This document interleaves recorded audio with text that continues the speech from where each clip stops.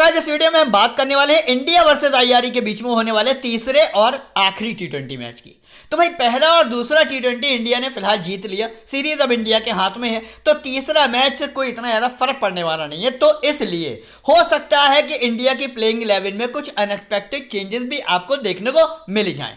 ठीक है, तो क्या रहेगी फिर कल की प्लेइंग 11? पहली बात तो ये हो गई, साथ ही साथ कौन सी वाली पिच पर, मतलब ग्राउंड सेम रहेगा लेकिन पिच कौन सी यूज होगी, तो कौन सी वाली पिच पर ये मैच होगा, उसकी पिच रिपोर्ट क्या रहने वाली है। प्लस अब जैसे यशस्वी जायसवाल हुए या तिलक वर्मा हुए, दोनों मैचों में लगातार फ्लॉप ही हुए हैं, तो भाई तीसरे मैच में इन दोनों के चलने के कितने चांसेस हैं। साथ ही साथ कुछ ऐसे बॉलर हैं जैसे कि जोशुआ लिटल, ऐसे बॉलर हैं आयरलैंड के जो कि बहुत अच्छे बॉलर्स में से आते हैं, लेकिन फिर भी दोनों मैचों में फ्लॉप हुए। तो भाई तीसरे मैच में भी क्या जोशुआ लिटल फ्लॉप होंगे या फिर वो कुछ कमाल दिखा सकते हैं? तो इन सारे सवालों के जवाब इस वीडियो में है, तो आप प्लीज वीडियो को स्किप करके मत देखिएगा, क्योंकि अगर आप पूरी वीडियो देखेंगे तभी चीजें आपको समझ में आएंगी। अब बात कर लेते हैं भाई सेकंड टी20 जो हुआ, हमारी टीम ने किस तरीके की विनिंग कराई। तो आप देखोगे जितने टॉप स्कोरर थे यहाँ पर, सैमसंग हमारे पास थे, बाल्बिन के बारे में शुरू से बोलता आ रहा हूं कि भाई एक ही बैट्समैन मुझे इनकी टीम में ऐसा है जो समझ में आता है कि टीम इंडिया के सामने वो परफॉर्म कर सकता है, वो हमारे पास था। साइड से आज गायकवाड़ ने यहाँ बड़ा स्कोर किया, कैम्फर हमारे बीसी थे, अर्शदीप हो गए, क्रेग यंग हो गए, बुमराह हो गए, प्रसिद्ध कृष्णा हो गए, मार्कडायर हो गए। यानी कि आप ये देखिए साहब कि जितने भी प्लेयर मैंने आपको 11 प्लेयर दिए, ऑलमोस्ट सब ने बहुत अच्छा परफॉर्मेंस किया। तो ऐसी ही टीम से अगर आप भी मान लीजिए थर्ड टी20 में विनिंग करना चाहते हैं, तो आपको करना क्या पड़ेगा? सबसे पहले आपको मेरे चैनल से जुड़ना पड़ेगा। अब कैसे जुड़ोगे? सब्सक्राइब का बटन दबा दो भैया, बेल आइकन प्रेस करना बिल्कुल मत भूलना, वरना आगे किसी भी मैच की वीडियो आपको नहीं मिल पाएगी। और ऑल पे क्लिक कर दो। अच्छा, अब जो टीम अभी अभी आपने देखी, अगर वैसी टीम सेम आपको चाहिए तो आपको क्या करना पड़ेगा? आपको जुड़ना पड़ेगा मेरे टेलीग्राम चैनल से, क्योंकि जो फाइनल टीम होती है लाइनअप आने के बाद भाई हमें यह पता लगता है कौन पहले बैट कर रहा है, पिच की क्या कंडीशन है, सारी चीजें पता करने के बाद जो मैं फाइनल टीम बनाता हूं वो मैं यहां पे पोस्ट करता हूं। तो जो लोग टेलीग्राम से नहीं जुड़ोगे उन्हें वो फाइनल टीम नहीं मिल पाएगी। तो फटाफट से वीडियो के फर्स्ट कमेंट में जाओ, टेलीग्राम से जुड़ जाओ। एक जरूरी काम और कर लो बस लास्ट मेरे कहने से, वो ये कि जो लोग कहीं भी नहीं जीत पा रहे हो, जिनकी किसी भी एप्लीकेशन पर विनिंग नहीं हो रही है, वो फटाफट से ये वाली ऐप को डाउनलोड कर लो। अब कहोगे ये कौन सी नई ऐप? अरे भैया नई ऐप नहीं है, 5 साल से लगातार मैं इसी एप्लीकेशन पर ना ही सिर्फ खेल रहा हूं बल्कि जबरदस्त विनिंग कर रहा हूं।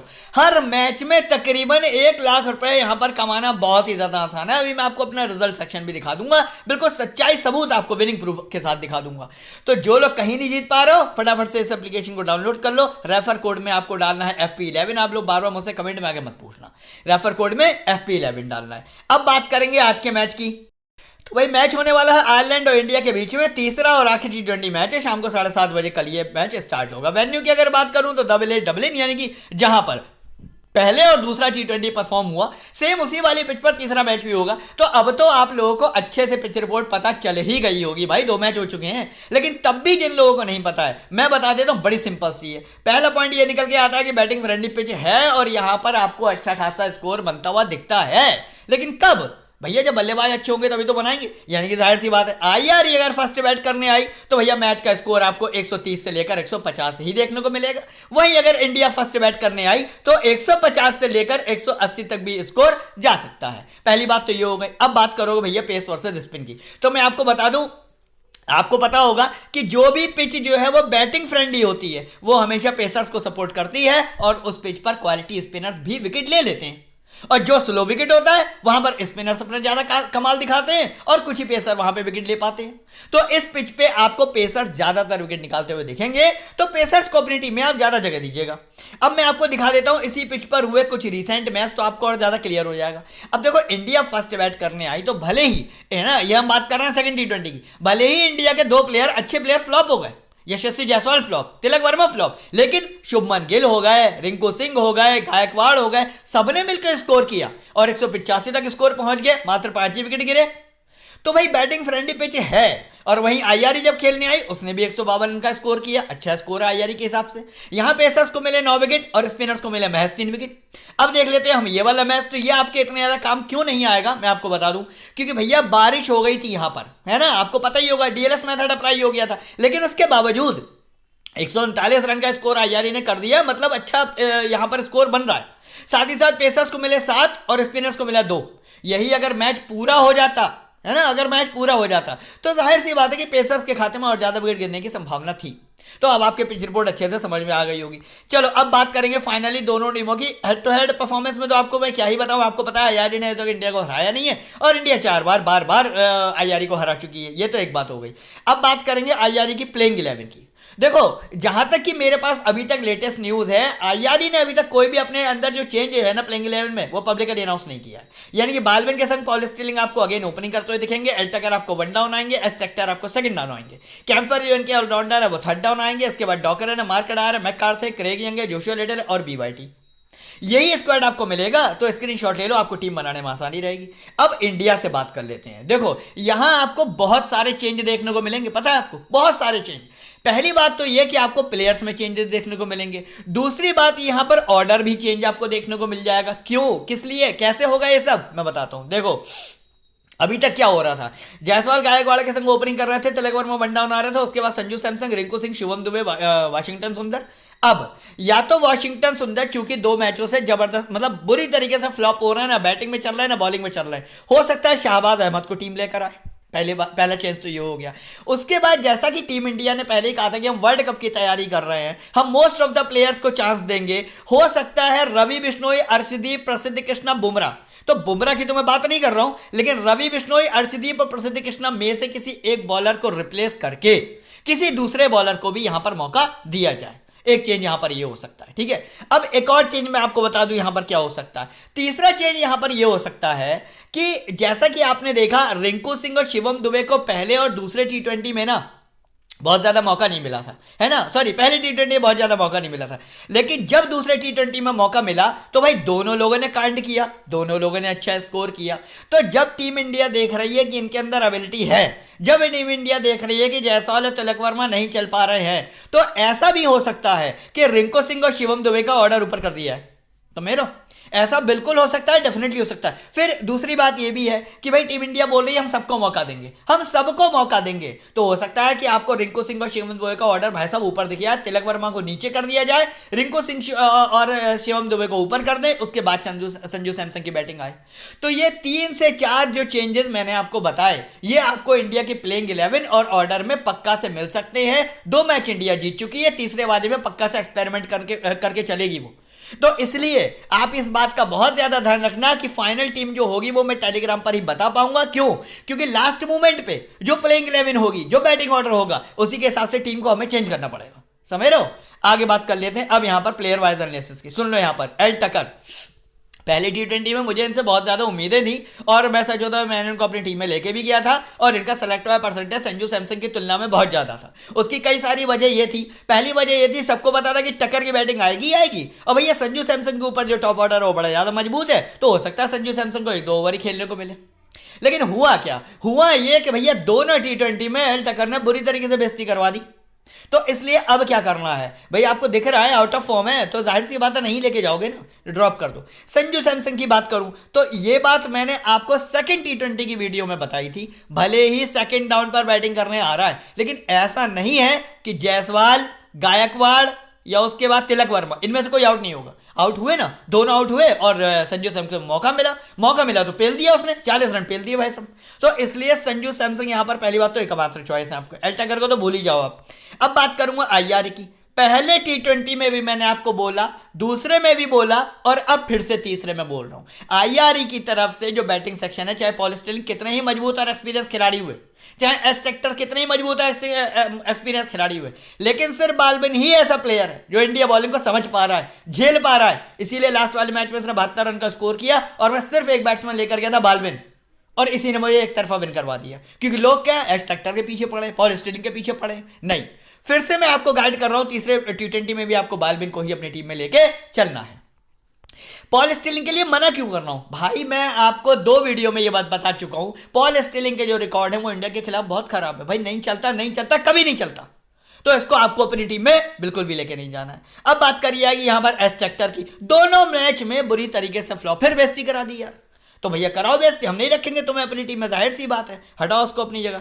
अब बात करेंगे भाई इंडियन बैटिंग सेक्शन की, ये अब जो सुनना बहुत इंपॉर्टेंट बात मैं आपको बताने वाला हूं। जायसवाल की अगर यहां पर बात करी जाए ना, तो आपको पता फ्लॉप क्यों हो रहा है, क्यों फ्लॉप हो रहा है, उसकी वजह है टी20 का अच्छा एक्सपीरियंस है, 57 मैच में 1528 रन है, 29 का एवरेज है, अच्छा खेलता है। आईपीएल का बहुत अच्छा एक्सपीरियंस है, लेकिन भाई इंटरनेशनल टी20 में इतनी जल्दी रन बना पाना हर एक के बस की बात नहीं होती, चाहे सामने वाली टीम कमजोर है मजबूत हो। अरे मेरे बस समझ में।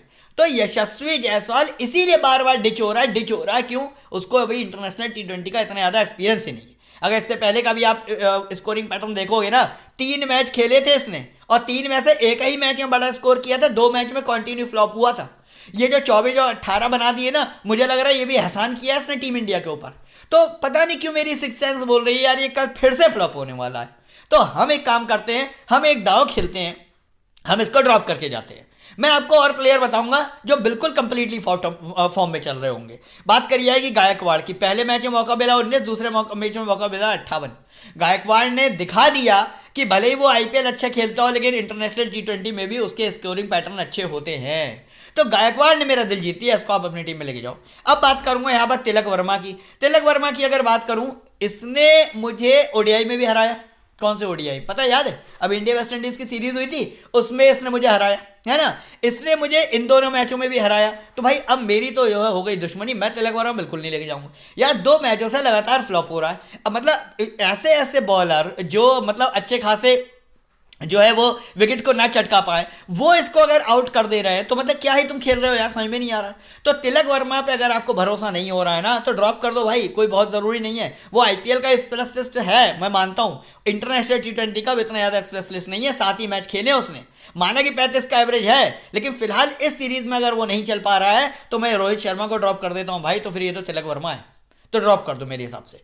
अब बात करेंगे यहाँ पर रिंकू सिंह और शिवम दुबे। तो अगर आप उन दोनों को ड्रॉप करके जा रहे हो, यानी कि जायसवाल को भी और तिलक वर्मा को, जाहिर सी बात है रिंकू की और शिवम दुबे की दोनों की बैटिंग आएगी, दोनों एबिलिटी दिखाएंगे। रिंकू सिंह पे तो मैंने पहली दोनों वीडियो में भी आपको बताया था भाई, आईपीएल में मैंने इससे ज़्यादा ग्रोइंग प्लेयर नहीं देखा कोई। पहली बार इसने डब्ल्यू किया और आईपीएल में कांड कर दिया, और इस बार भी इसको देखो मौका मिला, इसने 38 रन बना दिए। भाई गजब का हुनर है इस प्लेयर में, तो इसको आप अपनी टीम में डाल लो। अब बात करेंगे यहाँ पर शिवम दुबे की। मेरे हिसाब से आपको इसको भी अपनी टीम में लेके चलना चाहिए। बाकी हम आगे जब टीम बनाएंगे तो देख लेंगे, टीम में जगह होगी तो शिवम दुबे को डेफिनेटली रखेंगे, नहीं होगी तो फिर देखेंगे मजबूरी जो भी होगी उस टाइम पर। आगे बात करेंगे ऑलराउंडर सेक्शन की। मैं आपको पहले ही बता दूं, सिर्फ कैम्फर को ही आपको लेके जाना है। यही एक ऐसा प्लेयर है जो बैटिंग बॉलिंग दोनों से पॉइंट देता है, हालांकि बस बॉलिंग नहीं कर रहा है, दिक्कत ये। हालांकि बहुत अच्छा बॉलर है, बहुत बढ़िया विकेट निकालता है, बट पता नहीं क्यों आईआर इसको बॉलिंग नहीं दे रही है। लेकिन उसके बावजूद भी आप ये देखें, बैटिंग में कोई कम नहीं कर रहा है। पहले मैच में 39 बनाए, दूसरे मैच में 18 बनाए। इसको आप अपनी टीम में लेके जाओ। बाकी डॉकरेल की बात करूं, बैटिंग में फ्लॉप, बॉलिंग में फ्लॉप। वाशिंगटन सुंदर की बात करूं, ये तो खैर पता नहीं कल खेलेंगे भी या नहीं खेलेंगे, अभी इस बात पे भी डाउट है, तो ड्रॉप ही करना है। आगे बात करी जाएगी अब बॉलिंग सेक्शन की। मार्क अडायर की अगर बात करूं ना, तो यार मैं सीरियसली बता रहा हूं, फर्स्ट टी20 और सेकंड टी20 दोनों में मुझे मार्क अडायर से ही सिर्फ उम्मीद थी कि यही बंदा से विकेट निकाल के देके जाएगा, और इसने बेइज्जती करा दी यार। पहले मैच में भी नहीं चला, दूसरे मैच में भी नहीं चला, तो अब क्या करा जाए ऐसे में? ऐसे में मार्क अडायर को तब भी आपको अपनी टीम में लेके जाना पड़ेगा। सीनियर खिलाड़ी है, एक्सपीरियंस खिलाड़ी है, इंटरनेशनल मैचेस का बहुत ज़्यादा एक्सपीरियंस है। भले ही 2 मैचों में उसको विकेट नहीं मिला, लेकिन थोड़ा पेशेंस रखिए, कमबैक करिए, मुझे लगता है तीसरी टी20 में डेफिनेटली विकेट लेगा। अब बात करी जाएगी यहाँ पर मैककार्थे की। मैककार्थे ने पहले वाले मैच में 51 रन बना दिए। वो सिनेरियो एक अलग है, वो प्योर बॉलर है, ठीक है, उसकी किस्मत अच्छी थी, उस दिन उसने 51 रन बना दिए, वो एक अलग बात है। और राशिद खान ने भी आईपीएल में 70-80 रन बनाए थे, वो एक अलग बात है, ठीक है। लेकिन अगर विकेट टेकिंग कैपेसिटी देखी जाए ना, लास्ट वाले मैच में उसने अच्छी बॉलिंग करी है, 2 विकेट लेकर गया है, साथ ही साथ क्रेग यंग ने भी अच्छी बॉलिंग करी। तो ये दोनों बॉलर ऐसे हैं जिनको आप उस आईआरई से लेके जा सकते हो। भाई 4 प्लेयर आपको लेने, विकेट कीपर आप ले नहीं रहे हो, बैट्समैन आप एक ही लेके जा रहे हो, और एक आपने ऑलराउंडर ले लिया। तो मैककार्थे और क्रेग यंग, इन दोनों को अपनी टीम में डाल लो, ठीक है। अब बात करूंगा यहाँ पे जोशुआ लेटिन की। बिल्कुल ही मतलब इतनी बुरी तरीके से इसकी पिटाई हो रही है जिसका कोई जवाब नहीं। भरोसा मेरे को इस पे भी था, लेकिन इतनी बुरी तरह से पिटाई होगी ये नहीं पता था मुझे, तो ड्रॉप कर दो ना, कोई दिक्कत नहीं, पिटाई हो रही तो हो ना। आगे बात करेंगे यहाँ पर बेन वाइट की। कोई सिंगल विकेट टेकर है, इतना ज़्यादा इंपॉर्टेंट है नहीं, मिला मिला, नहीं मिला नहीं मिला, तो इसको भी आप ड्रॉप करके जा सकते हो। अब बात करेंगे इंडियन बॉलिंग सेक्शन की। बिश्नोई की बात करूं, मैंने आपको पहले ही बताया था, रवि बिश्नोई ऐसा प्लेयर है कि पिच चाहे पेसर फ्रेंडली हो चाहे स्पिनर फ्रेंडली हो, इसको विकेट लेने हैं मतलब लेने हैं, और इसने दोनों मैचों में कांड किया। मस्ट पिक होना चाहिए आपका। अब बात करी जाएगी यहाँ पर प्रसिद्ध कृष्णा की। इसने इसके बारे में भी मैंने आपको ये बोला था, कहने को मैं आपको बताऊं इंटरनेशनल टी20 पहली बार खेल रहा है, 2 मैच खेले, दोनों मैचों में 2-2 विकेट निकाल के दिए, जबरदस्त फॉर्म, उम्दा फॉर्म, पेसर फ्रेंडली पिच है, जबरदस्त पेसर है, आंख बंद करके अपनी टीम में डाल लो। अब बात करेंगे हम बुमराह साहब की, कप्तान साहब की, तो भाई इनसे तो खैर किसी की कंपैरिजन ही नहीं है, चाहे फिर वो कोई भी इंडियन बॉलर हो, तो ये तो मस्ट हैव आपको होने ही चाहिए। अब हम छोड़ के किसको जा रहे हैं, आप ये तो देखो, हम छोड़ के जाएंगे यहां पर अर्शदीप सिंह को, है ना, और हम किसी को नहीं छोड़ेंगे, हम अर्शदीप को ही छोड़ेंगे। क्यों छोड़ेंगे, हमने दोनों मैचों में इसकी बॉलिंग देखी, जिस हिसाब की बॉलिंग ये कर रहा है, 4-4 ओवर्स को मिल रहे हैं, उस हिसाब का विकेट ये निकाल नहीं पा रहा है। तो उस हिसाब से अगर आपके टीम में जगह नहीं बन रही, आप अर्शदीप को चाहो तो ड्रॉप करके जा सकते हो, ठीक है। ये तो हो गया overall player wise analysis. Finally अब हम ये देख लेते हैं भाई टीम में हमारे आखिर रहेगा कौन कौन। अच्छा, अब टीम क्या बनानी है और कैप्टन वाइस कैप्टन किसको बनाना है, इससे भी ज्यादा जरूरी बात है टीम बनाकर लगानी कौन सी एप्लीकेशन पर है। भाई पैसा कहां से कमाना है, तो देखो जिस एप्लीकेशन पर मैं और मेरे साथ मेरे कई सारे सब्सक्राइबर इस एप्लीकेशन पर खेलते हैं, हम लोग कैसे भी नहीं करते। लंका प्रीमियर लीग में यहाँ पे 84,000, यहाँ पर तकरीबन 1,05,000, यहाँ पे 94,000, यहाँ इंडिया वेस्ट इंडीज में 1,28,000। इस तरीके की विनिंग मैं श्योर हूं कि आप किसी और ऐप पे कर नहीं पाओगे। क्यों नहीं कर पाओगे, उसकी वजह भाई आप जितनी भी एप्लीकेशन के नाम सुन रहे हो, माई 11 सर्किल हो गया, माई मास्टर 11 हो गया, विजन 11 हो गया, इस तरीके की जो बड़ी बड़ी एप्लीकेशंस है ना, यहां पर जो बड़े बड़े प्राइस का जो यहां पर आपको झांसा दिया जाता है ना, मर्सिडीज मिलेगी, थार मिलेगी, 1 करोड़ मिलेगा, ये मिलेगा, वो मिलेगा, के चक्कर में पूरी की पूरी भीड़ समझ के यहीं पर आ गई है। अब कंपटीशन बढ़ गया बहुत ज़्यादा और आपकी टीम चल ही नहीं पा रही। ग्रैंडिंग में आप 40 रुपये लगाकर 1-2 टीमें लगाते भी हो तो वो भी वापस नहीं आते हैं। हेड टू हेड खेलने जाते हो, थोड़े बहुत पैसे इकट्ठे करके उसमें भी हार के आ जाते हो। इस समस्या का समाधान सिर्फ इतना है कि आपको ऐप बदलने की ज़रूरत है। मैं जिस एप्लीकेशन पर खेलता हूँ यहाँ पर इतना कम कॉम्पिटिशन है कि अगर मेरा वीसी नहीं भी चलता है ना, तो भी मैं जीत जाता हूँ। मेरे कल वाले प्लेयर टीम में मेरे पॉल स्टीलिंग नहीं चला, तब भी मैं सारे कॉन्टेस्ट जीत गया। तो यहाँ पर कॉम्पिटिशन ज़्यादा नहीं है, बहुत कम ही यूजर यहाँ पर ऐसे हैं जिनको बहुत ज्यादा नॉलेज है, वरना आप ही के जैसा नॉर्मल यूजर है उनकी टीम को बीट कर पाना आसान है। तो अगर ऐसी विनिंग आपको करनी है तो वीडियो के फर्स्ट कमेंट में मेरे टेलीग्राम के नीचे जो लिंक दे रखा है ना, वहां पर क्लिक करके एप्लीकेशन को डाउनलोड कर लो, F11 यहाँ पर रेफर कोड आप डाल देना। बात करेंगे फाइनली टीम कॉम्बिनेशन की। तो फिलहाल के लिए अभी जो मैंने अपना कॉम्बिनेशन बना रखा वो क्या है, यहाँ पर देख लो, सैमसन, गायकवाड़, रिंकू सिंह, शिवम दुबे, ठीक है। बाल्बिन एकमात्र वो खिलाड़ी जो परफॉर्म कर रहे हैं। कैंपर रहेंगे यहाँ पर मैककार्थे, क्रेग यंग, इसके बाद बुमराह, प्रसिद्ध कृष्णा, बिश्नोई। लेकिन ये फाइनल टीम नहीं है, बार बार बोल दे रहा हूँ। इंडिया अगर फर्स्ट बैट करेगी तो शायद मैं इस टीम से जा पाऊँ, लेकिन अगर इंडिया सेकंड बैट करेगी तो शायद मैं इस टीम में चेंजेस करूँ। पहली बात तो ये। दूसरी बात, पिच रिपोर्ट जो आएगी उसके अकॉर्डिंग हम डिसाइड करेंगे कैप्टन गायकवाड़ को रखना है, कैप्टन संजू सैमसन को रखना है, या कैप्टन बुमराह को रखना है ना। तीसरी बात ये, वाइस कैप्टन अभी मैंने बुमराह को बनाया है, लेकिन क्या मैं कार्थे को बनाऊंगा, क्या मैं रवि बिश्नोई या प्रसिद्ध कृष्णा में किसी को सेलेक्ट करूंगा, या शायद मैं ए बाल्बिन को बना दूंगा, ये भी डिसीजन मैं लूंगा टॉस होने के बाद और लाइनअप आने के बाद और पिच रिपोर्ट आने के बाद। तो इस टीम को फाइनल बिल्कुल मत समझना, हो सकता है कल लाइनअप में बहुत सारे चेंजेस हो, इनमें से कोई एक आधा प्लेयर बिश्नोई या प्रसिद्ध कृष्णा बाहर बैठ जाए, इनकी जगह कोई और प्लेयर आ जाए तो फिर टीम चेंज हो जाएगी। इसीलिए बोल रहा हूँ ये फाइनल टीम नहीं है, फाइनल टीम आपको सिर्फ और सिर्फ टेलीग्राम पे मिलेगी। तो जो लोग टेलीग्राम पे जुड़े होंगे उनको फाइनल टीम मिल जाएगी, और ग्रैंड लीग जिन लोग को खेलनी है तो ग्रैंड लीग के 7 कॉम्बिनेशन कल मैं आपको देने वाला हूं। तो टेलीग्राम पर 6:30 बजे बस आप ऑनलाइन आ जाना, आपको बने बनाए 7 कॉम्बिनेशन मिल जाएंगे, जितने मर्जी हो उतने लगा लेना। इसी के साथ इस वीडियो को फिलहाल फिनिश करेंगे, मिलेंगे कल एक नए मैच में नई वीडियो के साथ। तब तक वीडियो देखने का बहुत बहुत धन्यवाद।